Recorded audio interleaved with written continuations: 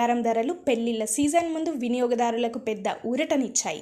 5 రోజుల వరుస పెరుగుదల తర్వాత దేశీయ బులియన్ మార్కెట్లో పసిడి రేట్లు ఒక్కసారిగా క్షీణించాయి.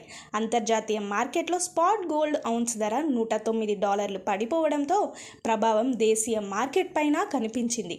హైదరాబాద్లో 24 క్యారెట్ల బంగారం 10 గ్రాములకు 1200 తగ్గి 1,58,400కు చేరగా 22 క్యారెట్ల బంగారం 1100 తగ్గి 1,45,200 వద్ద నిలిచింది.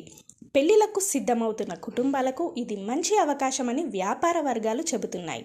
అయితే అంతర్జాతీయ ఆర్థిక అనిశ్చితులు, అమెరికా ఫెడ్ వడ్డీ రేట్లపై ఉన్న సందిగ్ధత కారణంగా రాబోయే రోజుల్లో మళ్లీ బంగారం ఎగబాకే అవకాశం ఉందని మార్కెట్ విశ్లేషకుల అంచనా. మరోవైపు వెండి మాత్రం కదలిక లేకుండా స్థిరంగా కొనసాగుతోంది.